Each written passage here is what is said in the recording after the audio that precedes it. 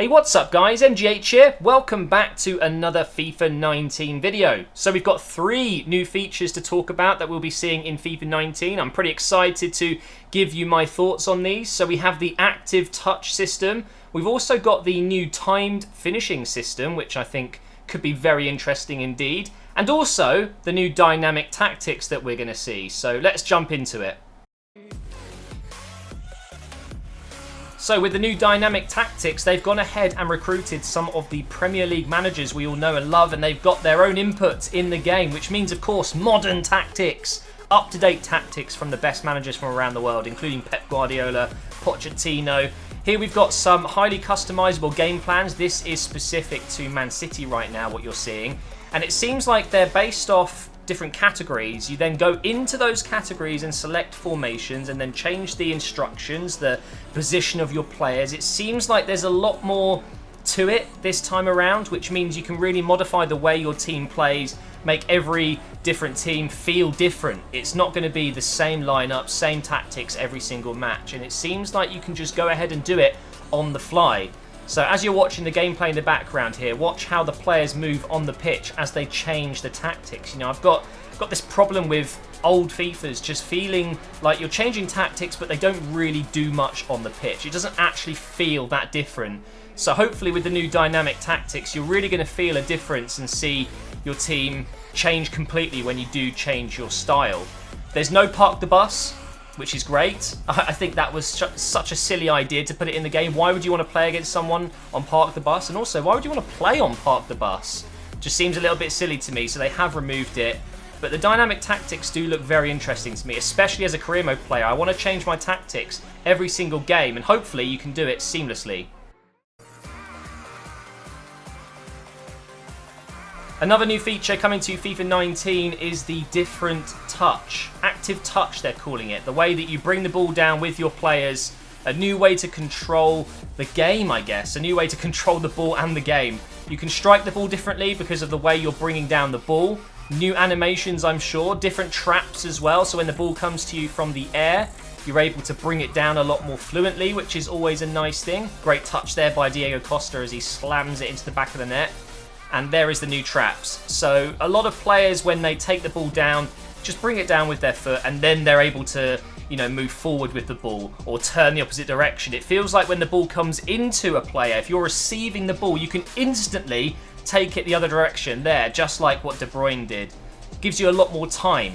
You know, you just flick the ball away from the defender. Has a lovely bit of skill from Ribery there. He kind of bounced the ball with the bottom of his foot. Absolutely love that. And David Silva there doing what Iniesta's known for. It looks really good. I'm really hoping this changes the way you attack. You've just got more time with the ball at your feet because you're not waiting for the ball to be under control and then taking the next step. It's all fluent. It's instant. As soon as you receive the ball, you can flick it in any direction you want. And ultimately, as it says there, it gives you more control with the ball at your feet. And that allows you to open up the field. It allows you to do different things with your front line. Lovely bit of skill there from James. Chips it over the defender. And it's going in the back of the net. Beautiful finish. But of course, it means you can be more creative as well. It looks like Neymar there pulling off a lovely rainbow flick, which he's known for. That looks absolutely fantastic. Really excited by this. It changes the way you play the game. If everything's more quick, everything is more fluent, you're just able to do more. And that is something I'm very excited about. And what a finish by Mbappe, who, by the way, now has the number 7 shirt at PSG. So you will no longer see him with the number 29.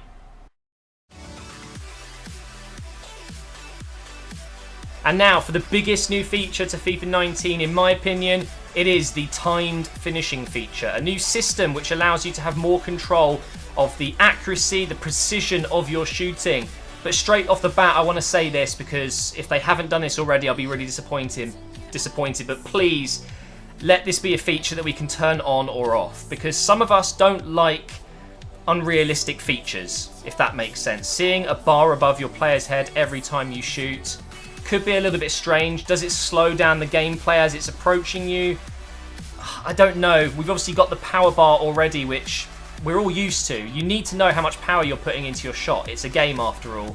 But when it comes to actually gaining more accuracy, I don't know if I like it. It's going to be a real odd one, but here you can see some examples of players that are hitting it perfectly in the green and it's sometimes on target, and then you've got players missing the green bar completely, and it goes flying over the bar there. Alexis Sanchez in the new Man United kit looks nice, doesn't it? So you get more power, apparently. I don't know if they mean physical power behind the ball or more power over your shots, more power to change the direction of your shots and be more accurate with them. Rashford there taking a shot which I think would have gone over the bar there.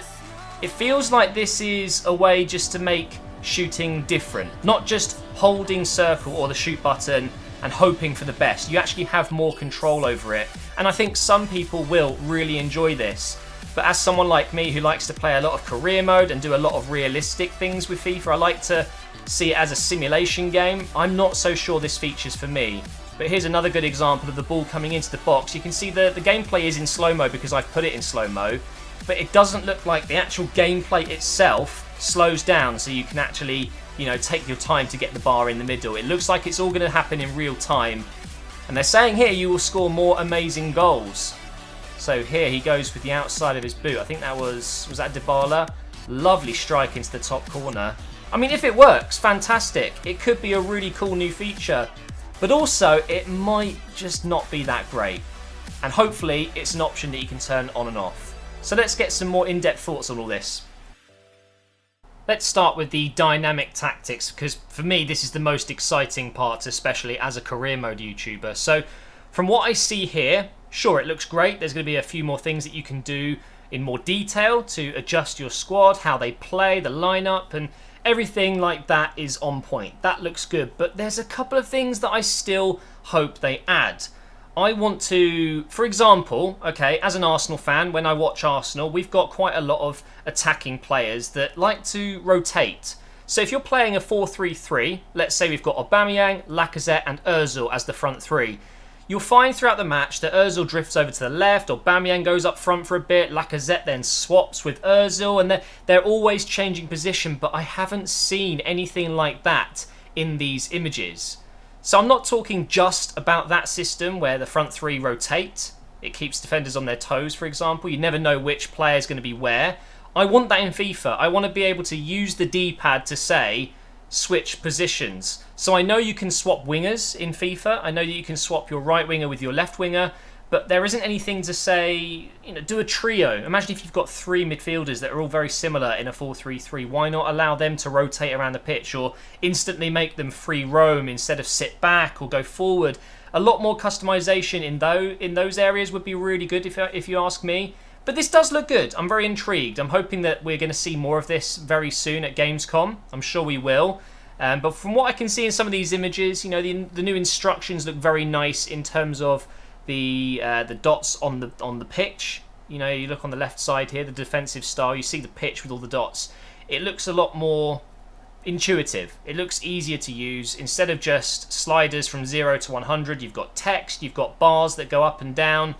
I like it. It does look very good indeed, and it does say here that it's all from the D-pad. I don't think all of this that we've seen is from the D-pad, but during the game, the D-pad will be more useful, I guess, when it comes to gameplay tactics, and that's definitely a good thing. When the ball goes out of play, or if you've just got a moment where you're not really in any danger, you can quickly change your tactics instead of going into the menu, which of course ruins that fluid feeling of a game. Pausing the game is never good. You want to be playing as much as possible, so that does look good. And I just want to talk about the timed finishing feature a little bit more, because I don't want people to get the wrong end of the stick with my opinion on it so far. The image we're looking at right now is Lingard, I believe, taking a shot from just outside the box, and you can see the bar is set into green. Now this is a problem for me. Does that mean he's guaranteed to hit the target? My head says yes, that probably is the case. If you hit it into the green, you're guaranteed to hit it on target. So, does this mean that stats are irrelevant? Does it mean that finishing, shot power, shot accuracy, things like this doesn't mean anything anymore? Because you could just hit it in the green every time. If you get good at this feature, you'll hit every shot. it will hit the target every time, right? Or, and this is what I think should be the case, and I really hope it is the case, it takes your stats into account. That bar, while it's moving up and down between the red, orange, yellow and green, if you've got better shooting stats, it slows it down. You'll find it easier to get it into the green marker. So let's use two examples here. We've got John Terry taking a shot. his shooting is going to be very poor, right? He's not a striker. He's not known for his finishing. So the bar would then be very small. The actual indicator itself would be very small, and it will move up and down the bar really quickly, making it very difficult to get it into the green part of the bar. Now, let's say Messi. He's got 95 shot power, 95 accuracy, 95 finishing, let's say. The bar would be a lot bigger. The actual indicator itself would be a lot bigger, and it will move up and down very slowly, so it's very easy to get it into the green marker. Now, if that's the case, then fine, I get it. I've played countless mobile games like that. There's many other games out there, not even just football games, that use that kind of feature. I don't know if I like it, and I hope it is a feature that we can turn off and on. I like the fact that FIFA is quite... It's a simulation game. You know, you can make it feel very real. When people watch FIFA from a distance, it can look like a real match of football. But when you start adding these little features where you see these bars above their head moving up and down, especially if it slows down the gameplay, which I don't think it will. But if it did, it would be just... No. I don't... Obviously, I've not used it. I will get to play it soon, I'm hoping, with the game capture coming up soon, the game capture event, and I'll be able to give you guys a better opinion on it. But from what we've seen so far, it's something I'm not too interested in, but maybe some other people are. It just bothers me that potentially you could score with a terrible player just because you're good at moving the bar up and down and getting it in the green area. One good thing about that though, and I know I'm going on a little bit here, but hey, whatever. It kind of removes a little bit of RNG from the game, which effectively makes it better for an esports scene. If you're removing RNG and adding more skill-based elements, in this case, you know, you can be really skillful at timing that bar correctly, it might just make it a little bit more competitive and fair competitive. So in the esports scene, it won't be, oh, I didn't make it to the final because 3 of my shots hit the post. Because that's down to the game. The game decided that your shot was off target, right? Whereas with this feature, if you miss... Maybe you hit the yellow. Maybe you hit the red. You deserve to miss. Whereas you could be going into the final saying, well, I got through because I scored that last-minute winner. I got it perfectly in the green to score the goal. And does it mean there needs to be a counter? Should the goalkeepers then have a slider? If they can get it in the green, they're much more likely to save the shot. You know, there's so many things that I want to talk about when it comes to this. But it's so early. I don't want to speculate on things that I don't know anything about. Just from what I've seen, I don't think it's for me. I've said that a few times now. I'm going to stop talking about it. I think that's going to be the end of this video, guys, though. 3 new features revealed. I'm sure there's going to be more coming, and I will be uploading it as soon as I get gameplay videos of it and images. So you guys should definitely be subscribed to the channel so you don't miss it. Thank you for watching, and I will see you next time.